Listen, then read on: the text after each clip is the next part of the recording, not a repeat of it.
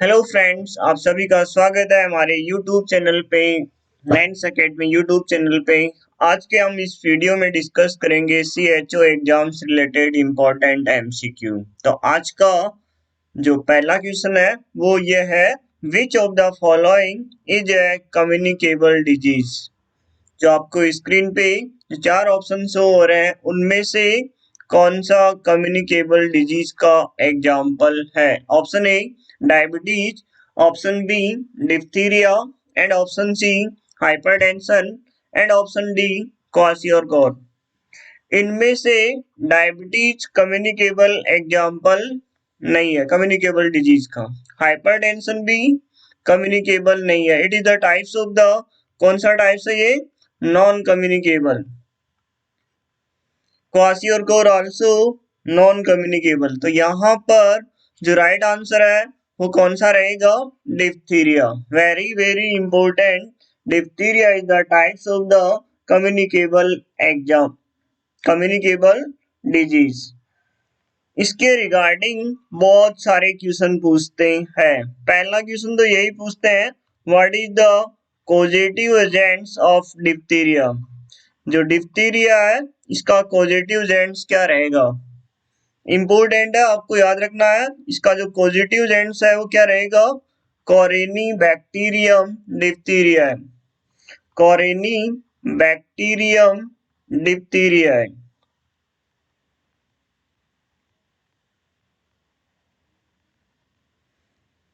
First one important question, what is the causative agents of diphtheria. तो right answer क्या रहेगा, कोरिनी bacterium diphtheria है। It is the, ये जो बैक्टीरिया है ये किसका टाइप्स है, gram positive non motile organism. Second important question, जो ये बैक्टीरिया है वो कौन सा है, it is the example of the gram positive non motile non motile micro organism. Non motile microorganism, second important question.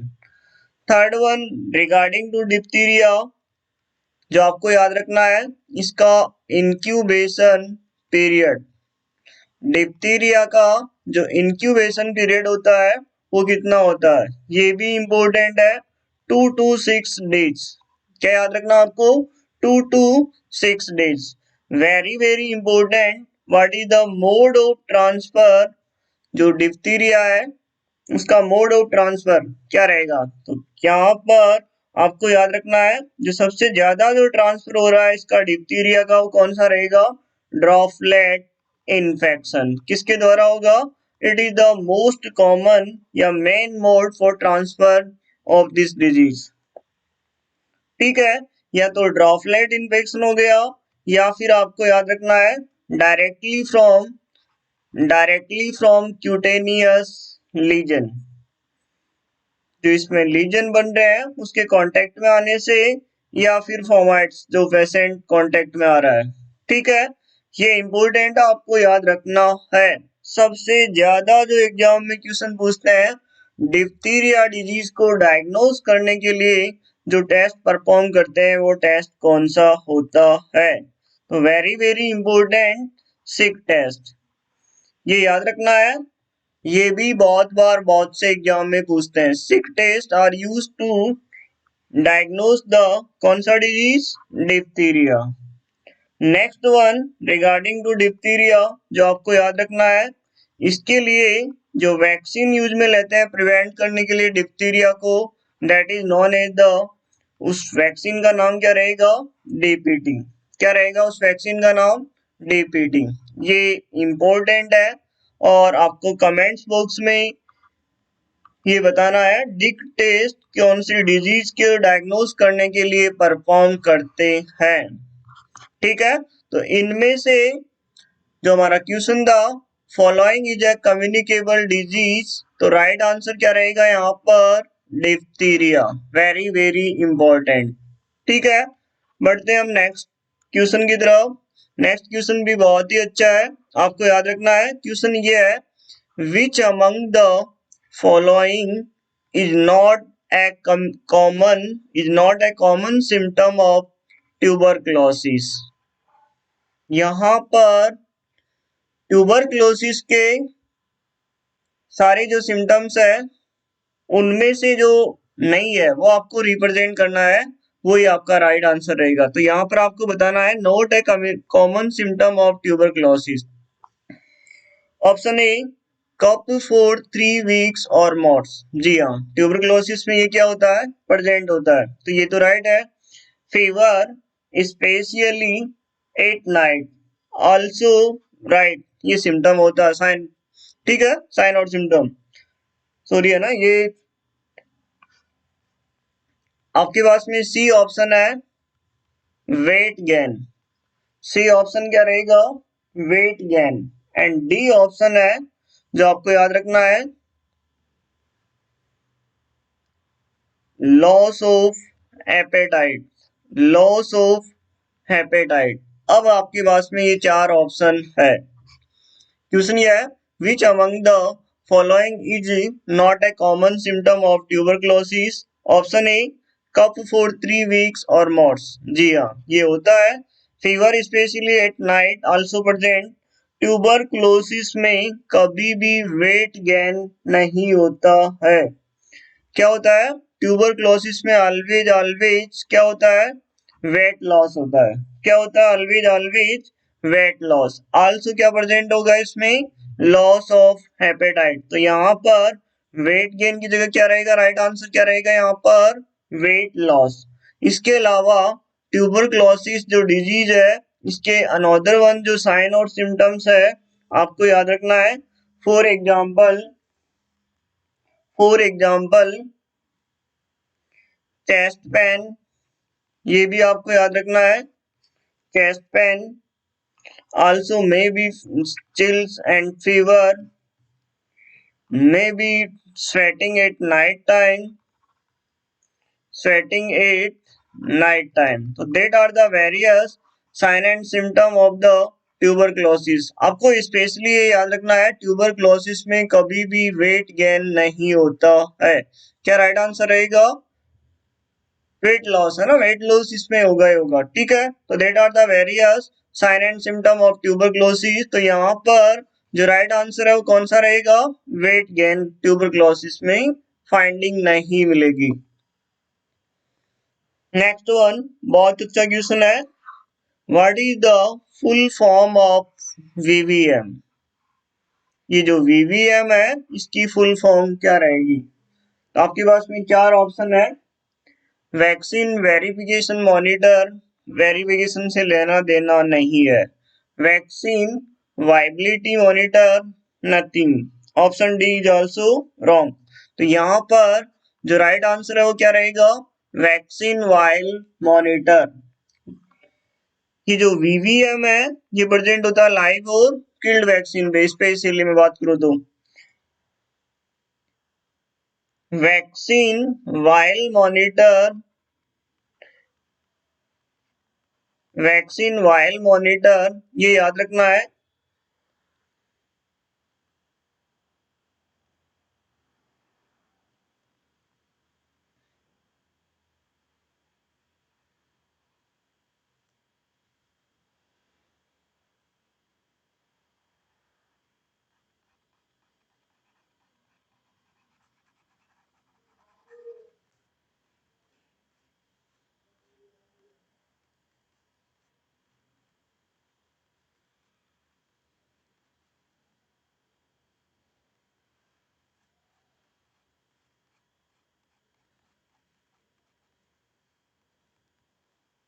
आपके पास में ये तीन कंडीशन विजिबल हो रही है। फर्स्ट वन में ये जो डार्क, मैं बात करूं जो ये स्क्वायर है इसी को हम रिप्रेजेंट कर रहे हैं किससे, वैक्सीन वायल मॉनिटर जो इंडिकेटर होता है, ठीक है।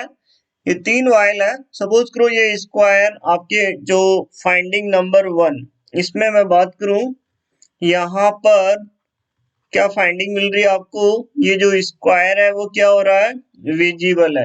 ये इंपॉर्टेंट है, यदि वायल के ऊपर जो वीवीएम है वो विजिबल है, लाइट इन कलर है, विजिबल है, लाइट इन कलर है, तो वो वायल ठीक है, वो वैक्सीन क्या होगी, वो वायल या वो वैक्सीन क्या होगी, यूजेबल, आप उसे यूज कर सकते हो।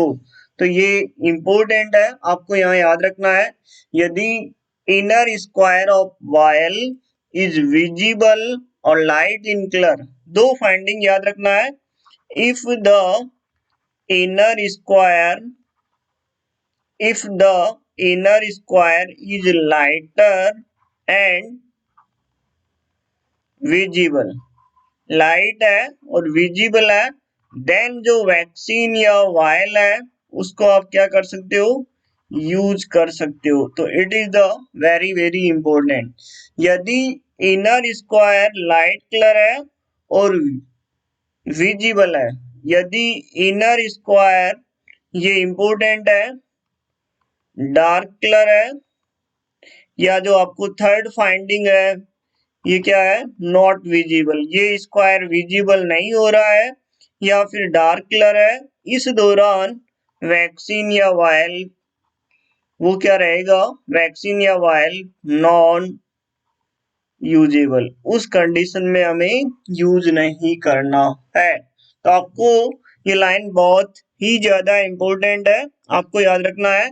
If the inner square is lighter and visible, then vial या वैक्सीन क्या रहेगी, usable. If the inner square is dark colour and not visible, ये डार्क कलर है या फिर मैं बात करूं ये विजिबल ही नहीं हो रहा है, ठीक है, तो वो वाइल या वैक्सीन क्या रहेगी, not usable. Very very important, ये जो वीवीएम है, ये जो लाइव वैक्सीन है, for example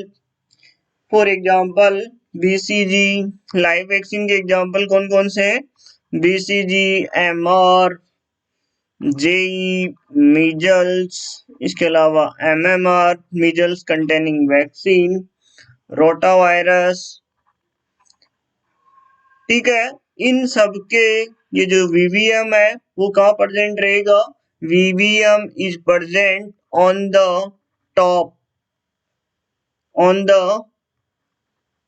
cap of the vial, जो वायल की जो केप है वहां पर क्या प्रेजेंट मिलेगी, क्या फाइंडिंग मिलेगी वहां पर, वीवीएम।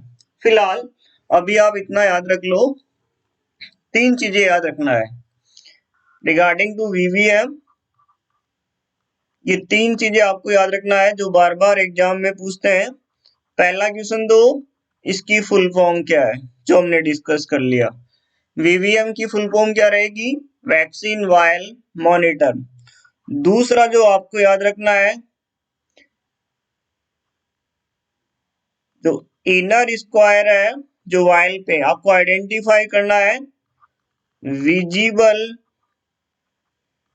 और लाइट इन कलर, विजिबल और लाइट इन कलर, देन वो वायल क्या रहेगी, यूजेबल। दूसरा जो आपको याद रखना है, यदि इनर स्क्वायर नॉट विजिबल या फिर डार्क कलर, तो डेफिनेटली उस दौरान ये क्या रहेगा, नॉट यूजेबल, क्या रहेगा इस दौरान, नॉट यूजेबल। तीसरा जो आपको याद रखना है, ये जो वीवीएम है ये कहाँ प्रेजेंट होता है, ये इंपॉर्टेंट है। मैं हम और भी ज्यादा डिस्कस वैक्सीन वाले चैप्टर में हम डिस्कस करेंगे, फिलहाल अभी इतना याद रख लो, जो लाइव वैक्सीन है, जो लाइव वैक्सीन है उनके ये कहाँ प्रेजेंट रहेगा, कैप ऑफ द वायल, कहाँ प्रेजेंट रहेगा उनके, cap of the vial. For example BCG के कैप में प्रेजेंट रहेगा measles containing vaccine, JE, rota virus etcetera, ठीक है। तो that is the third one question जो आपको याद रखना है, full form of BC VVM. तो that is the right answer, क्या रहेगा यहाँ पर, vaccine vial monitor. Next one question बहुत ही अच्छा है और आपको याद भी रखना है। क्वेश्चन यह है, what is the preferred site for administering DPT vaccine, administering DPT vaccine in infant, DPT vaccine administration करने की साइट कौन सी रहेगी? आपके पास में चार ऑप्शन है, dorsogluteal muscle, gluteus maximus muscles, vastus lateralis and D option है ग्लूटियस मीडियस। ये सदाबहार क्वेश्चन है, बहुत से एग्जाम में रिपीटेड क्वेश्चन हुआ। तो यहाँ पर जिसका राइट आंसर है कौन सा रहेगा? कौन सा रहेगा? Wastes lateralis muscles. जो डीपीटी वैक्सीन जो इन्फेंट में हम एडमिनिस्टर कर रहे हैं उसकी साइट कौन सी रहेगी? आपको याद रखना है उसकी साइट कौन सी रहेगी? Vastus lateralis muscles. इसमें भी जो पोर्शन रहेगा वो कौन सा रहेगा? Anterolateral aspect of thigh. Anterolateral aspect of thigh कौन सी रहेगी? इसमें भी anterolateral aspect of thigh. Very very important. DPT को स्टोर करने के लिए जो टेम्परेचर रखते हैं वो कितना रहता है? 2 to 8 degree centigrade. One more question, बहुत ही बार एग्जाम में क्वेश्चन पूछते हैं, डीपीटी वैक्सीन में जो प्रिजर्वेटिव यूज में लेते हैं वो कौन सा होता है? तो आपको ये याद रखना है, ये बहुत ही ज्यादा इंपॉर्टेंट है। इसमें जो प्रिजर्वेटिव यूज में ले रहे हैं वो कौन सा होता है? थियोमर्सल। थियोमर्सल is used as is used as preservative is used as preservative in DPT vaccine. In DPT vaccine important है, आपको याद रखना है। डीपीटी की जो डोज देंगे वो कब देते हैं ये आपको याद रखना है। डीपीटी की जो डोज रहेगी वो क्या रहेगी? 6, 10 एंड 14 वीक। उसके बाद में डीपीटी की बूस्टर फर्स्ट कब रहेगी? 16 to 24 वीक एंड सेकंड जो बूस्टर रहेगा वो कब रहेगा? 5 years ऑफ एज। ये इंपॉर्टेंट है। आजकल डीपीटी सिंगल फॉर्म में हम नहीं दे रहे हैं, इसकी जगह क्या आ गया? Pentavalent vaccine. पेंटावेलेंट वैक्सीन इसी में क्या इंक्लूड होती है? डीपीटी। डीपीटी की अभी ओनली 2 बूस्टर डोज अवेलेबल है, 16 to 24 week and second booster क्या रहेगा? 5 years ऑफ एज। तो ठीक है, तो यहाँ पर आपको जो याद रखना है, डीपीटी वैक्सीन की जो साइट रहेगी वो कौन सी रहेगी? Vastus lateralis muscles. और इसकी भी कौन सा पोर्शन रहेगा?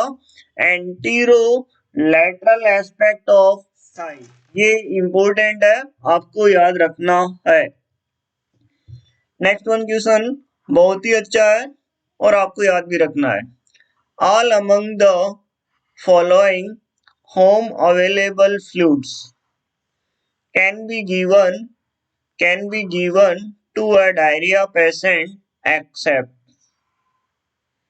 जो डायरिया का पेशेंट है उसको होम अवेलेबल फ्लूइड्स प्रोवाइड्स कर रहे हैं, उनमें से आपको कौन सा प्रोवाइड्स नहीं करना? आपके पास में चार ऑप्शन है, lemon water, butter milk, sugar cane juice and D option है कोकोनट वाटर। जो कार्बोहाइड्रेट है ये पेरिस्टाल्टिक मूवमेंट्स को और क्या करेंगे? पेरिस्टाल्टिक मूवमेंट्स को क्या कर रहे हैं? बढ़ा रहे हैं। मींस डेफिनेटली इसकी वजह से अगेंस्ट क्या कोज हो रहा है? डायरिया कोज हो रहा है। तो यहाँ पर किसको अवॉइड करना है? यहाँ पर जो अवॉइड करना है वो आपको याद रखना है, that is the right answer क्या रहेगा यहाँ पर? Sugar cane juice. इसके अलावा क्या दे सकते हो? Lemon water, butter milk, coconut water. ठीक है, ये प्रोवाइड कर सकते हो। इसके अलावा मे बी ORS। ठीक है, ये सारे प्रोवाइड कर सकते हो, बट क्या नहीं करना है? शुगर कैन जूस प्रोवाइड्स नहीं करना है इन डायरिया पेशेंट, बिकॉज ये क्या करेगा, आल्सो प्रीसिपिटेट, और ज्यादा क्या कर रहा है, ये डायरिया को कोज करेगा, आल्सो प्रीसिपिटेट डायरिया। नेक्स्ट वन जो क्वेश्चन है वो भी अच्छा है, आपको याद रखना है। क्वेश्चन ये है, what is the suggested dose of vitamin A. किसकी डोज है ये, dose of vitamin A given at, ये इंपॉर्टेंट है, given at 9 months of age. आपको क्या बताना है, विटामिन ए की डोज बतानी है, कौन से एज में, 9 months। ये इंपॉर्टेंट है, 9 months कितनी डोज देंगे इसकी विटामिन ए की, आपके पास में चार ऑप्शन है, 2 lakh international unit, 2, 3, 1 and 50,000 international unit. तो राइट आंसर क्या रहेगा यहाँ पर, विटामिन ए की जो डोज दे रहे हैं 9 months पे वो क्या रहती है, 1 लाख इंटरनेशनल यूनिट। कितनी है, 1 lakh international unit first dose. उसके बाद में सेकेंड डोज रहेगी 18 months, देन उसके बाद में है 24 months, 30, 36, 42, 48, 54 and then 60 months।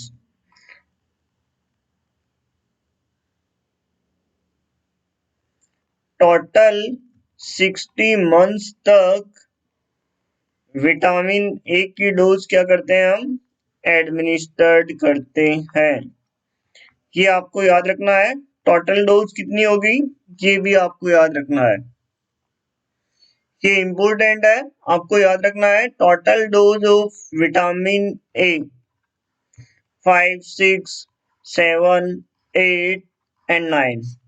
तो टोटल डोज कितनी होगी इसकी, total dose of vitamin A 9 dose. ये इंपॉर्टेंट है। फर्स्ट डोज जो हम दे रहे हैं वो कितनी दे रहे हैं, 1 लाख। उसके बाद में जितनी भी डोज है वो कितनी रहेगी, 2 लाख इंटरनेशनल यूनिट। ये आपको याद रखना है।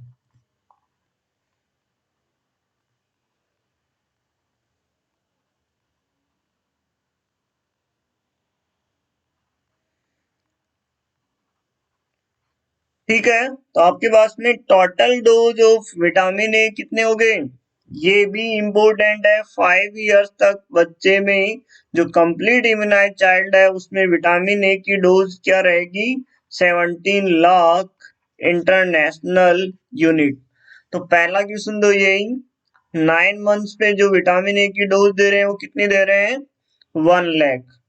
Total dose of vitamin A 9 dose, और टोटल्स में बात करूं कितनी यूनिट दे रहे हैं हम, 17 लाख इंटरनेशनल यूनिट एडमिनिस्टर्ड कर रहे हैं कंप्लीट इम्यूनाइज चाइल्ड की। तो क्वेश्चन इस टाइप से आता है, complete immunize child up to, बात करूं up to 5 years,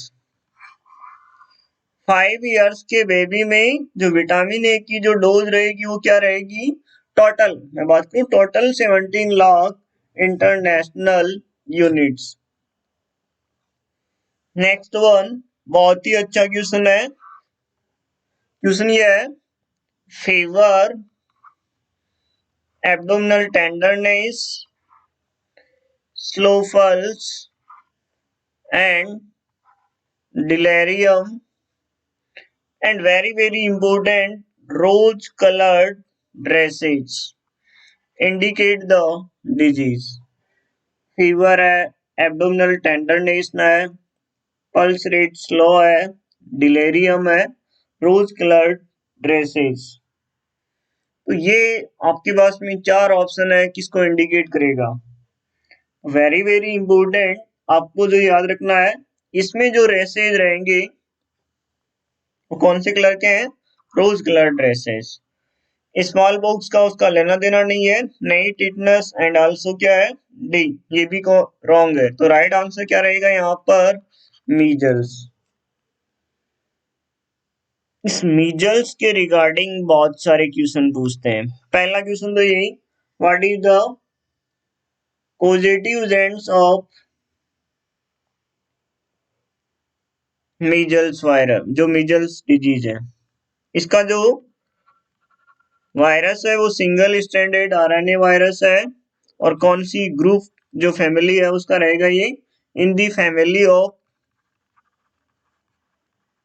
in the family कौन सी रहेगी इसमें, पैरामिक्सो वायरड।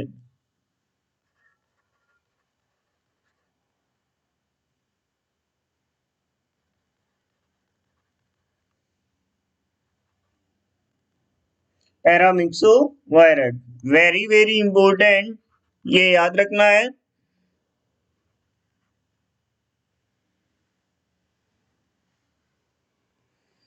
इसका जो इंक्यूबेशन पीरियड है वो कितना रहेगा, वो रहेगा 8 to 12 days। क्या रहेगा 8 to 12 days। नेक्स्ट वन जो आपको याद रखना है, पीरियड ऑफ कम्युनिकेबिलिटी, ये भी इंपॉर्टेंट है। कब रहेगा ये इंपॉर्टेंट है। रेसेज के 3 days बिफोर से लेकर रेसेज के आफ्टर 4 to 6 days तक रहेगा। तो ये लाइन बहुत ही ज्यादा इंपॉर्टेंट है। 3 days before to up to 4 to 6 days after the onset of races.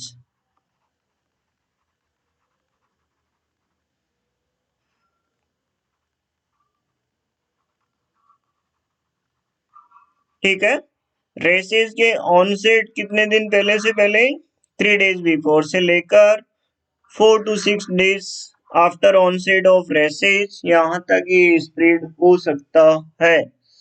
Very very important, आपको जो याद रखना है, ये भी बहुत बार एग्जाम में पूछते हैं। कॉपलेट स्पॉट्स, इनका लेना देना भी कौन सी डिजीज से है, मीजल्स। कौन सी डिजीज के है, मीजल्स। ठीक है, अगर आपसे पूछे most common cause of death in measles is, question ये है, what is the most common cause of death in measles is, then right answer क्या रहेगा इसका, कॉम्प्लिकेशन निमोनिया। ठीक है, ये हम बाद में डिस्कस करेंगे, फिलहाल अभी इतना याद रख लो, fever, abdominal tenderness, slow pulse rate, maybe delirium, and rose-colored rashes are indicate the कौन सा डिसऑर्डर, मीजल्स। इसके लिए जो वैक्सीन अवेलेबल है वो कौन सी अवेलेबल है, मीजल्स, या मे बी इस फॉर्म में एमआर, मे बी इस फॉर्म में एमएमआर। ठीक है, तो आपको ये याद रखना है। इसका जो इंक्यूबेशन पीरियड है वो क्या रहेगा, 8 to 12 days। Period of communicability क्या रहेगी, 3 दिन पहले रेसेज अपीयर होने से लेकर after 4 to 6 days onset of rashes तक, वो क्या रहेगी इसकी period of communicability. Next one question है, बहुत ही अच्छा क्वेश्चन है, आपको याद रखना है। क्वेश्चन ये है, leprosy is caused by, leprosy is caused by, आपके पास में 4 ऑप्शन है, mycobacterium leprae, option B mycobacterium tuberculosis, जो क्या डिजीज कोज करेगा, दैट में cause the tuberculosis. Rotavirus, rotavirus क्या करेगा, rotavirus associated diarrhoea means diarrhoea का एक कोज क्या हो सकता है? रोटावायरस। मॉस्किटो का लेना देना नहीं है। तो very very important, leprosy is caused by, leprosy का जो कॉजेटिव एजेंट्स क्या रहेगा? Mycobacterium leprae. क्या रहेगा? Mycobacterium leprae. ये इंपॉर्टेंट है। Leprosy is also known as, leprosy का जो दूसरा नाम रहेगा वो क्या रहेगा? It is also known as the Hansen disease. Leprosy is also known as the, कौन सी डिजीज रहेगी ये? Hansen disease. Leprosy is also known as the Hansen disease, और इसका जो पॉजिटिव जेंट्स है वो क्या रहेगा? Mycobacterium leprae. बहुत ही अच्छा क्वेश्चन है। ऐसा कोई सा भी मोस्टली एग्जाम में ये रिपीटेड क्वेश्चन होता है। Which first line anti tubercular drug, first line anti tubercular drug is contraindicated for a pregnant women. Means pregnant women में कौन सी एंटी ट्यूबरकुलर ड्रग्स है जो कॉन्ट्रा इंडिकेट रखते हैं? आपके पास में चार ऑप्शन है: स्ट्रेप्टोमाइसिन, आइसोनियाजेड, इथाम्ब्यूटोल एंड पायराजिनामाइड्स। जी हाँ, आपको पता है ही। इसका राइट आंसर क्या रहेगा? स्ट्रेप्टोमाइसिन। क्या रहेगा इसका राइट आंसर? स्ट्रेप्टोमाइसिन। तो ये याद रखना है, ड्यूरिंग प्रेगनेंसी कौन कौन सी ड्रग्स कॉन्ट्रा इंडिकेट रखते हैं। For example kanamycin, kanamycin drugs also Contra indicated. इसके अलावा फ्लोरोक्विनोलॉन्स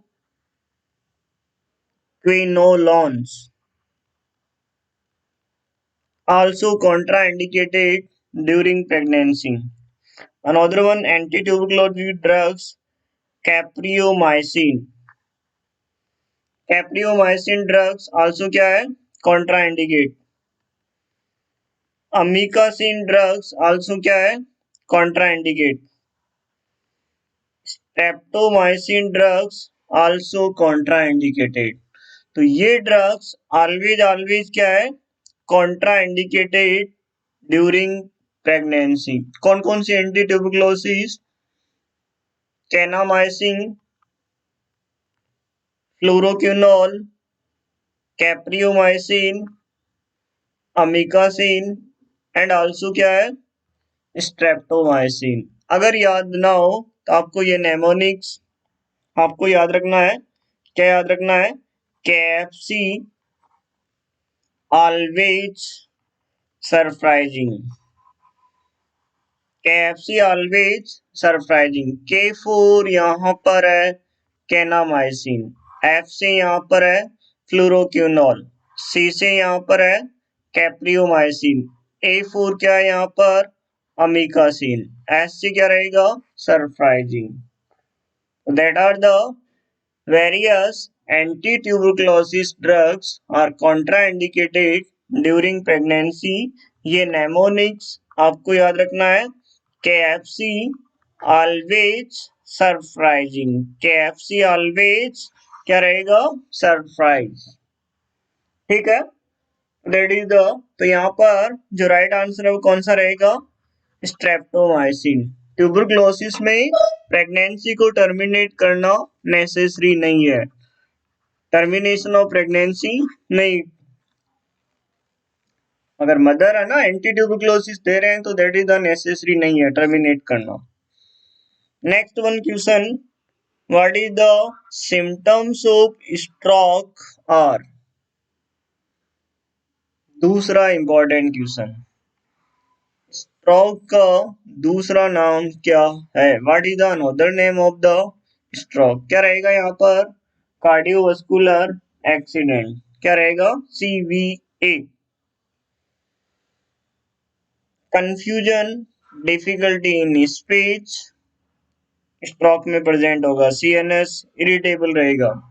सीवियर हेडेक में बी dizziness, difficulty in swallowing and face drooping. ये सारे के सारे साइन और सिम्टम्स क्या रहेंगे, किसके अंदर प्रेजेंट रहेंगे, स्ट्रोक। ठीक है। कार्डियोवास्कुलर एक्सीडेंट मैं सिंपल सा बात करूं इसको, that is also known as the brain attack. Pain को ब्लड सप्लाई नहीं हुई है, ऑक्सीजन सप्लाई नहीं हुई है, तब क्या हो सकता है, स्ट्रोक हो सकता है। पढ़ेंगे ये बाद में, फिलहाल अभी इतना याद रख लो। Confusion, difficulty in speech, severe headache, dizziness, difficulty in swallowing, face drooping, that are the various sign and symptom of the stroke। ठीक है। तो ये तो हो गए आपके important MCQ regarding to CHO। ठीक है। अगर आपको हमारा ये वीडियो पसंद आए तो इसे शेयर करना और सब्सक्राइब करना ना भूले हमारे चैनल को। Thank you so much. फिर मिलेंगे।